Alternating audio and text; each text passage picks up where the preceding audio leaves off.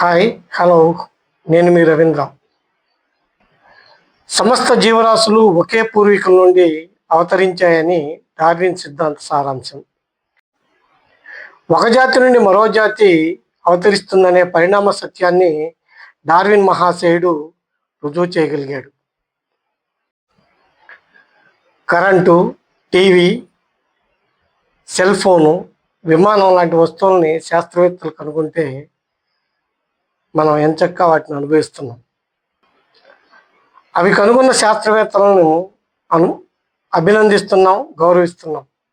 ఎందుకంటే అవి మన మత విశ్వాసాలను దెబ్బతీసేవి కాకపోవడమే దానికి కారణం. దేవుడు మట్టితోనో లేదా మరొక దాంతోనో తన ఆకారంలో బొమ్మను తయారు చేసి ఉఫ్ అని గాలి ఊదగా మనుష్యుడు పుట్టుకొచ్చాడని దాదాపు అన్ని మతాల విశ్వాసం. కోతులు మన తాతల అంటూ మత గురువులు, వారికి తోకలైన కొంతమంది శాస్త్రవేత్తలు తిరుగుబాటు చేశారు. జనాన్ని బాగా రెచ్చగొట్టారు. డార్విన్పై కోడిగుడ్లు, పేడసొద్దులు వేసి నిజంగానే మనం కోతుల వారసులు అని నిరూపించారు. 19వ శతాబ్దపు అర్ధభాగంలో అమెరికన్ క్రిస్టియన్లను చిరాకుపరిచే అంశాలు అనేకం యూరప్లో జరిగాయి. యూరప్లోని పండితులు, మేధావులు బైబిల్ను పట్టుకొని ఈకకి ఈకలాగి అది దైవవాక్కు కానే కాదని, పాతకాలపు కట్టుకథల పుట్ట, పుక్కిటి పురాణాల బుట్ట అని తేల్చారు. మన తాతలు కోతులే కానీ దేవుడు ఏమాత్రం కాదని డార్విన్ నిర్ధారించాడు. దాంతో బైబిల్లో ఉండే కట్టుకథలు ఎలాగూ తొలగించలేరు కాబట్టి డార్విన్ పరిణామవాదాన్ని కట్టుకథగా చిత్రీకరించడానికి మత గురువులు ప్రయత్నించారు. ఇప్పుడు వివిధ మతాల్లో విశ్వ సృష్టి గురించి ఏం చెప్పారో తెలుసుకుందాం. విశ్వ సృష్టి గురించి క్రైస్తవుల మత గ్రంథమైన బైబిల్లో ఈ విధంగా చెప్పారు. ఆదియందు దేవుడు భూమి ఆకాశాలను సృజించెను.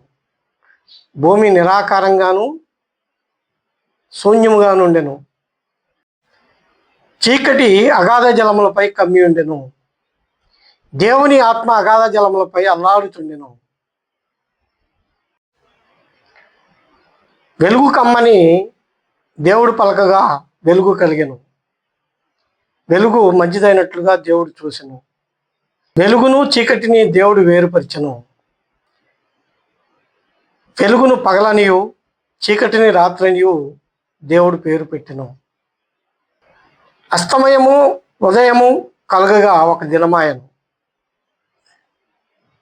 రెండవ దినమున దేవుడు ఆకాశమును జలములను సృష్టించెను. మూడవ దినమున భూమిని, చెట్లను, గడ్డిని, ఫలవృక్షాలను సృష్టించెను. నాలుగవ దినమున రాత్రి పగళ్ళు ఏర్పడినట్లు, ఆకాశంలో జ్యోతులు కలుగునట్లు మరియు అవి కాలమును సూచించినట్లుగా చేసెను.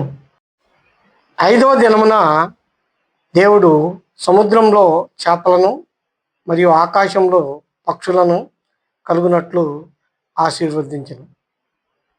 ఆరవ దినమున ఆయా జాతి ప్రకారం పశువులు, పురుగులు, జంతువులను భూమి పుట్టించుగాక అని పలికెను. దేవుడు తన స్వరూపమందు నరుని సృజించెను. స్త్రీ పురుషులుగా వారిని సృజించి ఆశీర్వదించెను. దేవుడు 7వ దినమున విశ్రమించెను. దేవుడైన యెహోవా నేలమట్టితో నరుని నిర్మించి వాని ముక్కు రంధ్రములలో జీవాయువును వదగా నరుడు జీవాత్మ అయ్యను. క్రీస్తు పూర్వం 4004లో దేవుడు ఆదిమానవుడైన ఆదామును సృష్టించాడని, ఆదాముకు గాఢ నిద్ర కలుగజేసి అతని పక్కటెముకలలో ఒకదాన్ని తీసి ఆ చోటు మాంసంతో పూడ్చివేశాను. ఆ ఎముకను స్త్రీగా నిర్మించి ఆదాము వద్దకు తీసుకుని వచ్చాను. డార్విన్ పరిణామ సిద్ధాంతాన్ని తుంగలో తొక్కి మేధావులు, కొంతమంది శాస్త్రవేత్తలు నేటికి నమ్ముతున్న బైబిల్ పురాణం ఇది.